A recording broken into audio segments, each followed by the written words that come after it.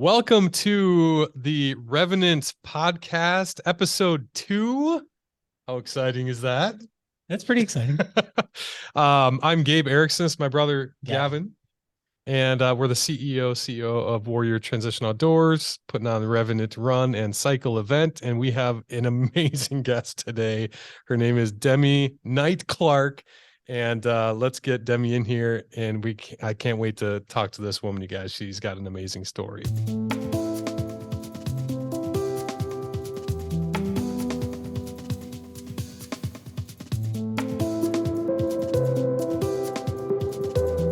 Demi, you have like this insane background. I didn't even know because on LinkedIn it just said like marathoner, right? And then you sent me your bio and it was like Ironman finisher, 12-time marathon finisher, 6-star finisher, which is finishing all the world's major marathons. What was this other, the mountain climber of some of the top peaks in the world? Like tell us about you. Oh my gosh, what's the 30-second? My kids would be like, please. I have 17 and 19-year-old daughters, and so they're over it regularly because there's pictures. That's the one thing that I try to instill in my kids is like have pictures of the places you go.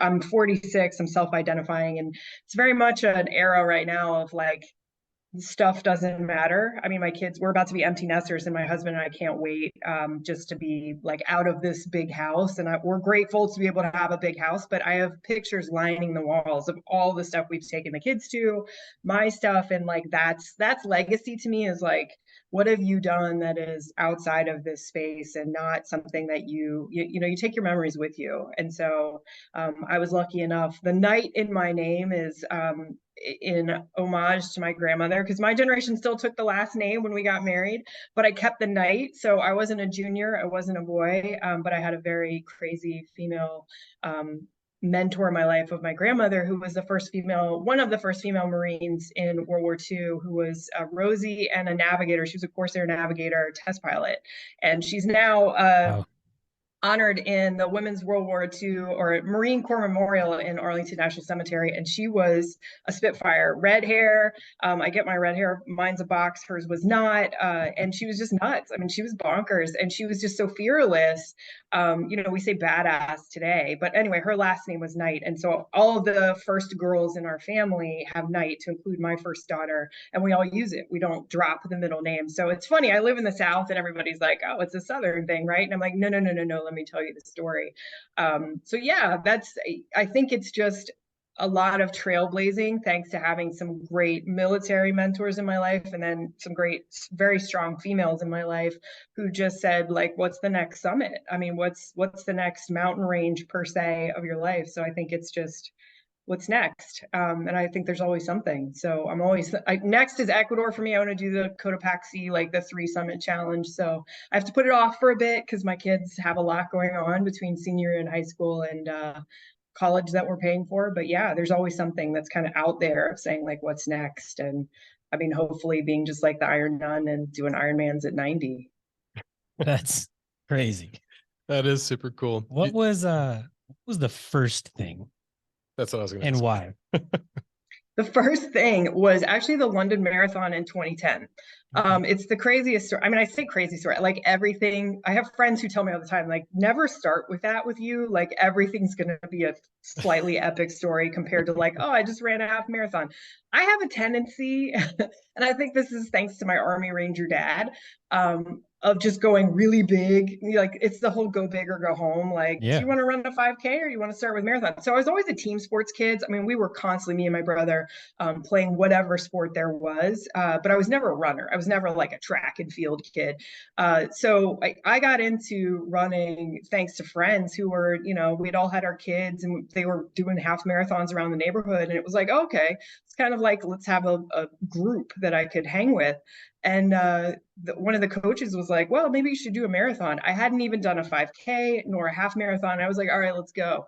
And so she's like, I'm from Charlotte. She's like, you want to do the Charlotte Marathon? I'm like, no, let's do something big. Like, I want to do London. And I had been consulting in NASCAR at the time. I had just come back from South Africa, which is a slightly epic story. They had done the first NASCAR race there. That was this test race. And I met this British driver driver who said, hey, you could do your PR for me if you run London. I have a ticket. I have a charity ticket, which they're very hard to come by. And I was like, one, yes, like, well, how can you not? But I only had 16 weeks to train. Did not know what that meant when you don't have that mileage on your legs. And like 16 weeks of just absolute hell and pain later.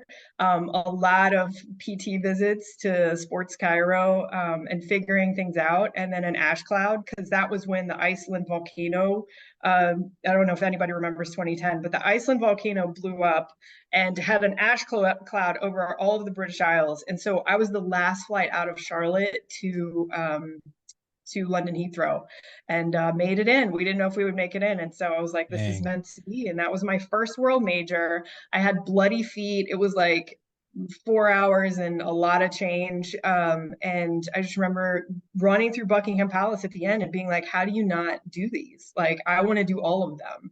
And I made the mistake of signing up for a local race after that. I think it was like Nashville's Rock and Roll, and it was completely deserted that year, after the half marathon mark. And so like all the bands, and it wasn't due to my time, like I was a pretty normal time. And I was just like, wait, what? Like, where are the complete lined streets like it's the Olympics? And that's really a world major. So I just fell in love with that. It's a lot to queue up. It's a lot of, you've got to start that race at 2 a.m. with your strategy on fuel. But yeah, a marathoner was born. I'd say a world major marathoner was born, not to win the race, but yeah, to say like, let's do all of them and then some. So I'm glad you mentioned like the bloody feet, right? Because I don't know if you know my background, but I've been in the Army for 18 years, and ruck marching in the infantry. That's like, I am not a stranger to bloody feet. But Gabe and I, what we talk about all the time when it comes to like health and physical fitness is like what you discover about yourself in those moments. So can you talk us through like that very first marathon? What were some of the things that were going through your head, and then how are you countering that with positivity or not, right? Or just suffering through it? Like, do you remember that? I bet you do, because I remember some of that stuff. Yeah. Yeah, I think it's a consistent theme. And all of this is such a parallel to military life. Without ever serving, I was always in a military family. I was born at West Point. So it's kind of this ethos, pathos, logos of duty, honor, country, continually like put into our lives. My brother was class of 94, so I was up there all the time. I was a high schooler, so it was more like, don't go near my sister, when he was up at West Point. All those guys are like my brothers now, still in touch, doing business with them, etc. But I remember it was just that whole like, keep going. And a lot of runners say it, right? Where it's like, if you just keep putting one foot in front of the other, eventually you're going to get to a finish line, whatever that may be. That can be a metaphor, that can be very real. And I remember being at the lowest low. Everybody kept telling me like, oh, you're going to hit the wall. It could be anywhere from, mile 16 to mile 22, but you'll hit it. And so I was like, I don't even know what this is like, what to expect. I mean, I hadn't run a 5K. So I kind of blazed out there and did this like very nice time for a half marathon that a lot of people would take. And then I started like, whoa, you have not paced yourself out for this. And I was like, I'm not going to walk. I'm just not going to walk. I'm not going to do it. And then I remember going over the London Bridge, which was like mile 14. And I walked over the bridge. And then I started having this conversation for myself of like, how are you going to get to the end of this? You have no idea what you're taking on. And I said like, okay, you can walk through the aid stations and you're walking this bridge and that's it. You're not walking the rest of the court. Like you can't, for one. And, you can walk through the aid stations. And that's just somebody not knowing what 26.2 miles took, having the smart sense of self to just go for it. And I think that's where a lot of marathoners, my brother included, who was a 3:30 marathoner, and he was like, what are you doing? Like, why are you taking this on? Just from a strategy perspective, I absolutely know what he's talking about now. Doing these, many more times, you start taking in your splits, when you need food and fuel, and when you also get mentally low. But, distinctly what I remember to directly answer your question was there's so many charity runners in London. And so I started reading their backs, because it was somebody's inspirational story, whether it was somebody rucking with literally a pile of bricks behind them, fire people, medical EMS, or again, they're British soldiers, and just with their rucks, everything. And you just start reading people's inspirational stories that they're carrying and start talking to people, quite frankly. And I think that's where if I hadn't had that, and then the crowd, that's where I knew like I need a crowd to get through the worst of it. I'm not one of those people, or I just hadn't done enough marathoning to go into those races that are just, you're going for your PR, you're trying to Boston qualify, so you're taking the fastest race you can find, but there's nobody on the course. I needed people on the course, and then each one you kind of take down different strategies after that. But I always love people. Is there like a person that stands out in your mind that from all the races you've done, was it an old man you were talking to or a young chap, or you know what I mean? Is there someone that stands out that like that conversation at mile, whatever, just changed your life, you know? Oh yeah, like I would say the Hoyt family in 2013 in Boston. Famous family, Rick and Dick Hoyt. Rick just passed away, I think, a week or two ago. Dick a few years ago, and I mean, clearly not only an Ironman family that is just well known, and I mean, how do you not get goosebumps when you talk about them in terms of their inspiration? But they were just so Boston hometown and like embraced it. Whereas they could have been, hey, we're racing here, let's everybody create a perimeter. Dick was like high-fiving people. Rick was cheering, from his chair. And I remember passing them in 2013 at the Firehouse, which is a fairly famous turn in Boston. And I was like, way to go, guys. And Dick was like, you go get it, girl. And I just was like, it's my first one. And I mean, we had a couple of minute conversation and high-fived. And I remember I was one of the last timed and scored finishers as the first blast was detonating. First thought was my family in the well, I didn't know what happened, but once we had coherence of what just happened, I was thinking of my family in the public library stands. The next thought in my brain was, are Dick and Rick okay? Like where, I mean, I knew they were somewhere probably, a good portion behind me, but I didn't know where they were. And I think a lot of us that we talked about it later were like, are they okay? And I remember that had to be part of the broadcast. People were like, okay, we found Dick and Rick Hoyt. Not that it wasn't important to make sure that everyone was okay, but it was just, they are such a, they're known, or they were known for being such an inspiration on the course. Like, I'll never forget that. And then I saw them again in 2014 and high-fived him. And it was great. We appreciate you sharing about that, because that's trauma, right? That what you went through in Boston. And in this process of starting this nonprofit and helping veterans in transition, we encountered that a lot, right?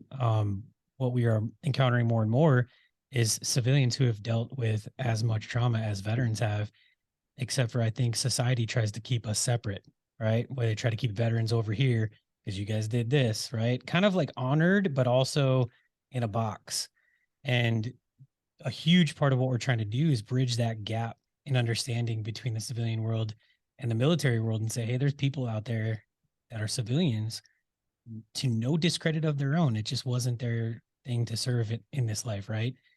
In the military, but have gone through similar things that we have. Like bombs going off in Boston is not much different, just a different setting than a lot of what we've encountered in Iraq and Afghanistan in my era of military, right? Or your grandfather and down the line in your family, right?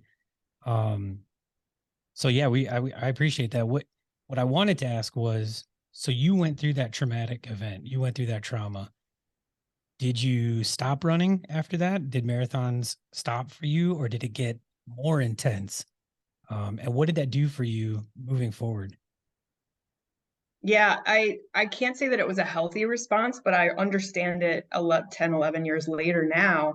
I was highly adrenalized. I had gone through a trigger incident, like you're saying, and I happened to be coaching. I was certified by Duke to have an integrative health coaching certification at the time. And that was my residency, was to do with the 82nd Airborne. I knew the battalion commander, and I said, hey, you're in Raleigh area, Fayetteville, you are going downrange. Can we coach 150 soldiers? And so I had some of my colleagues from Duke, and we all started coaching. And I don't think we knew what we were getting into. It was health coaching. We were not therapists.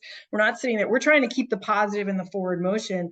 And they went through they lost a member in one of the fobs, and it was pretty bad. And it was some of the worst fighting in 2013, and they had been in multiple tours, which is today's military, right? I mean, average of 4 or 5 tours at the time. Now it's even more than that for career men and women. And they were the first ones who responded to me in a way that I think now I needed to hear it. It was, okay, so what? Now what?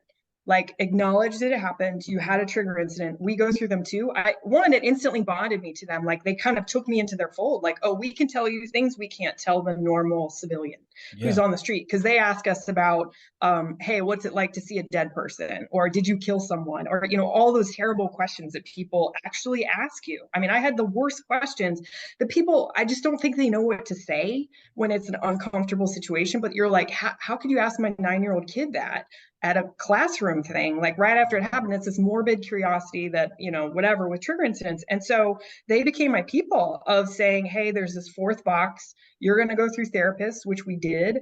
And they're going to want you to unpack in different ways for trauma. And we're going to tell you kind of the military way of, we've adapted to this. Nobody took us through it. And I was so fascinated by it, but it worked, because it was like, when something is not good for you, your family, or the greater betterment of society, put it in what they called the 4th box and never open it.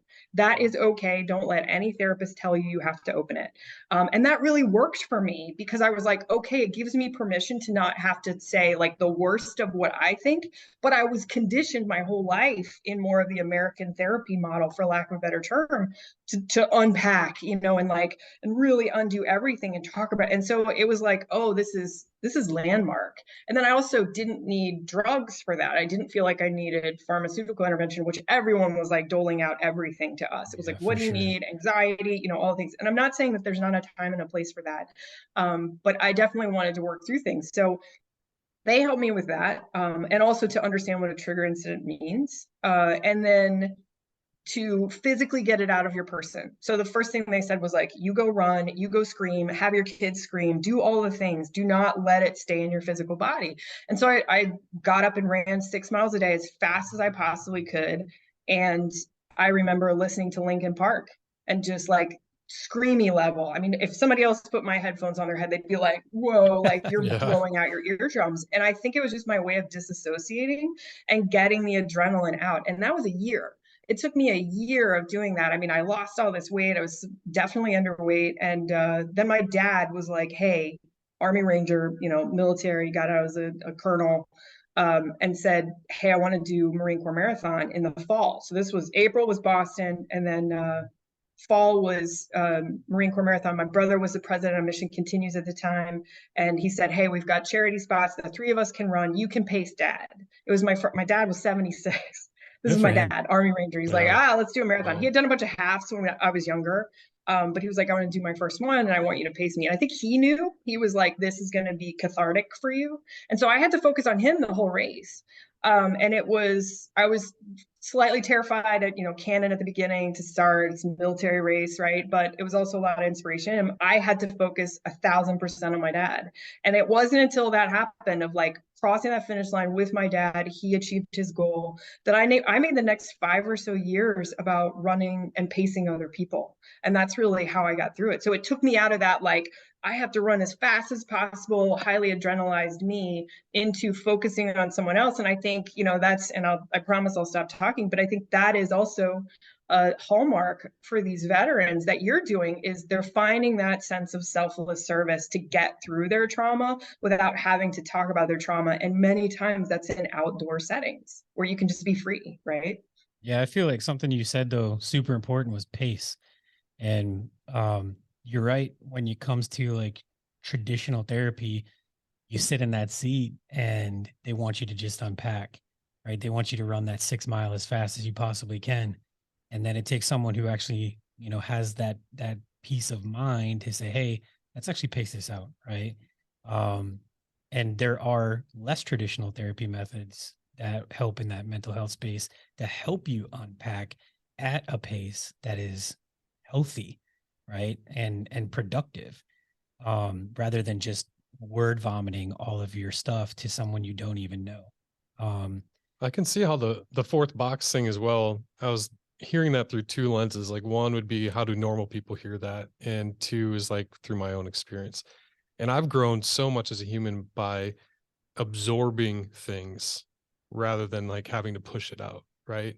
And I think that's what you're talking about. You're not talking about stuffing it away in a way that's unhealthy and it's going to be a breeding ground of toxic energy for you in your life.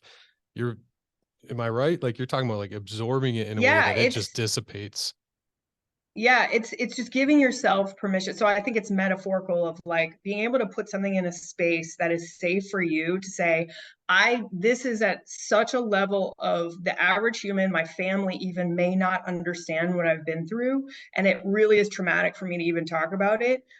It doesn't do me a service to do it. So that could have been seeing someone pass away. That could have been seeing like someone else going through mass trauma, or, you know, in the case of my grandfather, who was Silver Star in Korea, I know we were talking about this before, he was absolutely suffered from shell shock the rest of his life. And it was kind of I mean, we know now, but at the time when I was growing up as a granddaughter, it was kind of the family joke that if he was drinking and like, oh, he threw the steaks off the grill by mistake, and it's this like family joke story. But at the time, that was his coping mechanism, and no one had ever walked him through the fourth box. I mean, he got his Silver Star by seeing multiple guys lose their lives right next to him very traumatically, and then other parts of his military career. And no one ever said, I mean, they didn't have therapists back then, but there was no fourth box. And I always wonder, like, if he had that available to him. He was the sweetest man, Idaho potato farmer, one of 13 kids, was the best grandfather ever. If someone had helped him through that with a lot of the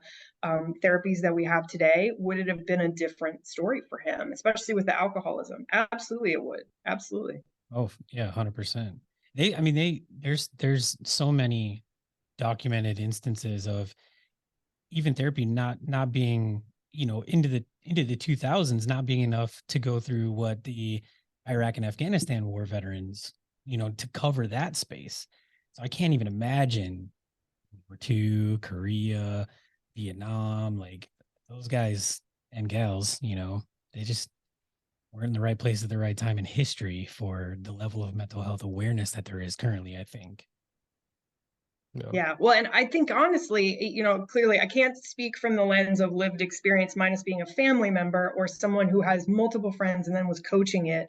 But I was exposed to that parallel of, you know, making Iraq and Afghanistan especially very unique, is that whole piece of when you go through 5, 6, my goodness, we're probably on what, 8 to 9 tours in a career at this point. What that does to ramp yourself up and be adrenalized in a forward operating base, and then to come down off of that heightened level of awareness that you have to be, and come home to your family for 8 to 10 months and then go back. And then so like, I don't even know, but I saw it from them in 2013 to 2014 of what 4 tours had done as a career, and how, I mean, that is in of itself enough to say, how can we help these folks? Because, you know, I don't know how they transition back and forth, much less transition post 20 years, you know, back into society and being a civilian again, but really just going back and forth and saying, well, I'm career military and I'm home for 10 months to 2 years, but then I'm right back out. That's its own transition that was super hard, that I don't even know how to fathom that. That's amazing. You know, when we first connected, I didn't anticipate any of this kind of conversation happening because I just under the auspice of running, right? So I really appreciate you sharing all of that, and that's going to be super helpful to so many people that are going to like listen and watch this. I am curious too. This question just keeps lingering. You mentioned it before we started recording that running saved your life. Tell us more. Yeah, I think it's part and parcel with having a family that definitely is motivated. I credit that back to the military service. There is that whole like, what's the next big thing that you want to take on that is a challenge to yourself? You know, it's not like to just pat yourself on the back. It's how can you, and maybe this is military families because there is a potential loss of life. You know, there's the stakes are pretty high. And maybe this is first responders too, is, you know, we have a tendency to have a higher zest for life, maybe, of saying like, hey, this could all be gone, right? And I just constantly have always been, okay, what's next? What's next? Of, again, like, I don't need the medals on the wall. They're there, but I don't need any space. I want to be outside. I want to be doing things. And honestly, in 2013, if I hadn't had running to do that 6 miles and give myself that permission to run as fast as I can, that wouldn't have saved me. And then it also wouldn't have opened up that space for me to start pacing other people and to make it about others. I was a Girls on the Run coach for my daughters. I really did make it about everyone else for a good 5 years. And then I kind of came back inward and I said, okay, how can I further challenge my physical space so that it challenges me mentally? And that's when I started doing the half Ironmans and Ironmans, and then started climbing mountains. I did Kilimanjaro and then caught the bug because I loved big heights and I loved altitude. So went into Iceland, ended up at the W Trek for Patagonia, just came back. My daughter and I did the Salcantay Trail for her 18th birthday for her graduation trip in Peru, and yeah, like Ecuador maybe. I don't want to do Everest. It's too much, you know, and I think it's clearly not a smart environmental play, but there's plenty of other summits to go. But yeah, I think if I hadn't had that, and I think, you know, to transition into what you all are doing, like the outdoors and then also the challenge, the combination between those two things were what kept me going to say, this is more than just this space. And then also the guy saying to me, so what now what? Like, what is your now what? And that needs to not be you sitting there and sulking and saying, woe is me. I feel bad for myself. I just want to close the curtains, which there's plenty of times that I've wanted to do that. And I know that's a lot of people, right? So I think that's what the outdoors and run, it started with running and it turned into a lot more things that were outdoors, was to just say, like, get out of the space. Like, you can't just wallow in this. Yeah, I'm curious, when do you feel like you're most peaceful? When you're like, because it's in nature, right?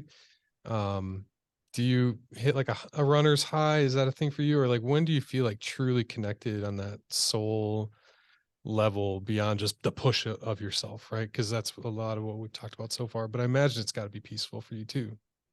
Yeah, I would say swimming. I am a terrible swimmer. It is not it's the one out of the multi-sport that I've had to work the hardest at. And that always motivates me too, is when I'm not good at something. It's like, you know, got to become good at it. And I've never been able to master it, but I did find my peace, because when you've got, you know, ears in, you've got your goggles on, you've got your cap on, and then you're underwater, or you're at least immersed in. And I think open water swimming, because it's blackness, it's really like you can't see the bottom. Like, you just have to go so inward that it's so peaceful to me. And that's more training, because in a race, I mean, it's arms and elbows, and it's like I always said it's like a prison fight in half Ironmans. I mean, you're going to hit somebody's head, they're going to kick you in the face. Just get used to it. And that's a whole nother level of like getting used to chaos, right? Where you have to become chilled out, right? Like, it's such a level of anxiety, and they start with that. So I remember my first half Iron, I was like, oh, I did London as my first marathon, I can do this. And I think it was Ohio. It was Ohio 70.3, and it was a lake. It was really calm, and I get kicked in the face by, and it was like an easy like wave start. It wasn't even like the run in, you know, the mass start, and I still got kicked in the face. And I was like, what? And I was so angry. And I remember like sitting up in the water and stopping swimming. And I had this moment where I was like, you got to figure it out, like chill the F out, and get back in the game. And so I think it was swimming for me, and everybody's got their thing. Some people it's biking, especially multi-sport people, where you just feel the wind.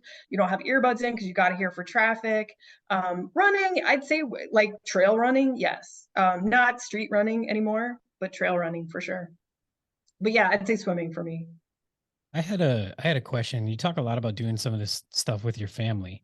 Can you talk about, like, maybe is there a community outside of your family of people that you know, you train with and you do these, you know, treks and hikes and runs with, and marathons and ultras? Like, is there a community of people that you're kind of embedded in, or did you find one when you started? Like, how did that work for you? Because again, as it correlates to veterans transitioning and just people, I mean, maybe there's somebody out there right now that's like, I don't know if I should do the Revenant because I'm by myself, right?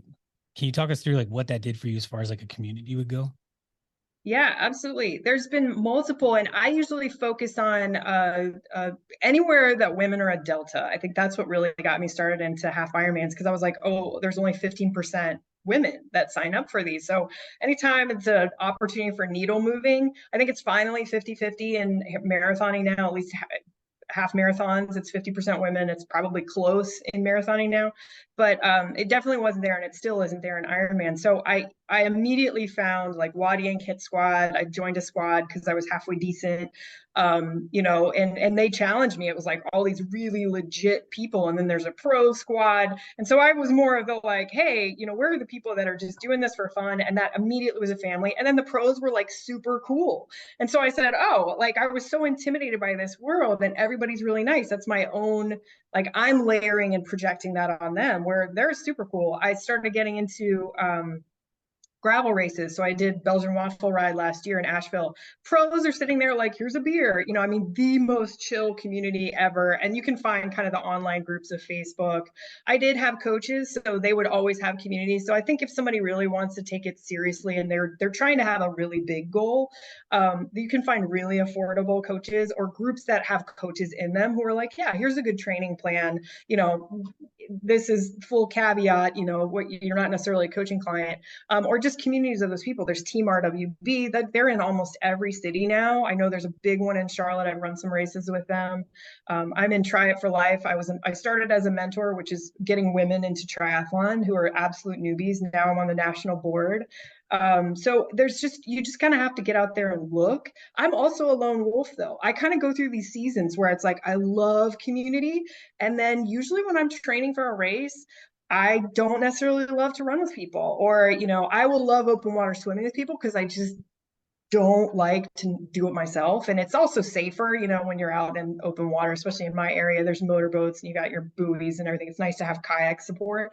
Biking and open water swimming, I'll like to go in packs, but, you know, running, I like to go by myself. And that's nothing against anybody else. So you kind of like figure out, if you may be a seasonal person, don't feel bad. I've had to kind of tell running groups that, where people are like, oh, you stopped coming, or, you know, it kind of gets into this little like drama phase. And you're like, no, I'm a lone wolf sometimes, and I go solo. Like when I was training for Tokyo, this last training cycle for my 6-star, I didn't run with anybody. I actually ran most of it on treadmills because I was just kind of in this different zone. So I think it's like, if you're just getting into it, accept whatever feelings that are coming to you at any time. You may want to be with people sometimes, and other times you might want to be like, no, I effing hate HIIT training, and I'm just going to suffer through it on my own in this like half-hour video that I have. And that's okay. You know, so just kind of like feel it all out and see what you like. And you don't have to stick with that forever.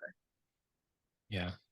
We're getting up close to time, but I also just want to give a shout out to like the mad businesswoman that you are. Can you tell us a little bit about that? You're in like the top 2%. Looking at this resume, I'm like, oh my God. I know. Just hit us with like a so it's, are you? It's part and parcel of and I love that when people are like, what are you doing now? And it's like, I love that for women, because I'm always helping counsel women on you shouldn't have to be auditioning for anything, and you should be owning your 25%, which is, we're always 25% qualified. I don't care if that's running a marathon, you know, starting a business, whatever. And so I own Spark Building Group. It's consulting now in home building, which is I've always been a woman in home building, and only 2% of my industry are women that are owners, and WBEs, which are women-owned business enterprises. So yeah, I feel like this is the era of me going first, and if I don't know how to do something, I'll figure it out. And that's kind of where welding comes in. Is I've always wanted to weld ever since my grandmother, and now I want to see welding, women on Mars welding. So maybe it'll be me just in my spare time, maybe it'll be somebody I inspired, but just do it. That's awesome. I love that. Just she sees where the needle needs to be moved and just jumps in wherever it is. Go in. Yeah. What do you hold a Guinness World Record for? Let's talk about that. Oh yeah, right. And I just love saying it because it's like, it was so, I don't want to say easy to get, but it was part and parcel. It wasn't something I did individually. But so as part of Tokyo's 6-star, it was the most finishers for their 6-star medal in Guinness World history. Wow. So yeah, I think it was something like 6,000. There's about 10,000 of us in the world now, but it was 6,000 got them in Tokyo this year. So I don't know if they'll ever break that record. And that was because we were all supposed to run it in 2020. So in the meantime, when they started running again, they deferred us all into 2023. So some people went and ran, you know, the other 5 in 2022 and 2021 and really sped it up. And so it kind of stockpiled us into one race. Typically, you're only going to see at most, I think Boston, they had like 800. So it used to be kind of unique. It was a like log jam in that 6-star to get your medal. And I was like, I don't even care. It's too cool. And then, Guinness was there and it was this big deal. So That's it's awesome. probably the only one. I mean, I'll never say never. You never know. But yeah, maybe it's the welding on Mars. We'll get another Guinness World Record. But yeah, so it's kind of a cool random. I have a little medal that's on my wall in our training room that it's like, show the kids. That's awesome. Yeah, not many people can say that. You've done a lot of things that not many people could say. Just getting started. I'm telling you, just getting started. I love that. Yeah. Well, I want to give you the chance, kind of open floor. What, this is a platform, and even though it's just brand new and budding, it's going to be, who knows who's going to watch this in 5 years and look back and be like, I want to start episode 1, and then there you are. What do you want to say? What's your big thing you want to share with the world, with people? I think it's get in the arena. It's the Teddy Roosevelt quote. And I know, that a lot of your population is probably going to be military veterans or families, spouses, kids, whatever. Again, not as someone who served myself, but has been around it. And then my experience with a trigger incident is get in the arena, just keep going. And I think there's no better population of people than military veterans and families to understand that there is healthy in that, as long as you're working on yourself along the way and you're getting the support that you need, whatever that looks like in organizations like yourselves. Like, I think it's amazing what you're doing. And again, get outside, get the kids outside and spend time with your family. So I think that's get in the arena. And I don't think I need to tell military folks to like try a bigger challenge. Like, it's just kind of part and parcel with that population. So, like, always try something new, and you'll probably be pretty good at it. And even if you suck at it, you'll get good at something within that. So and then when are we running? Like, let's go. I want to come to the Rockies.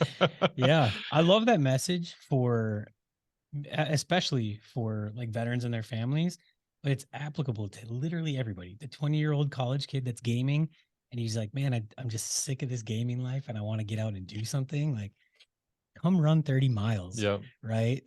And this podcast is meant for both audiences, right? Because I'm a civilian, and we're trying to build this bridge, and we want people listening to us because we want to lift up the sport. We want to lift up all the things that sport does to our souls and our hearts, right? So it is going to be a lot of veterans that just find out through our organization as well.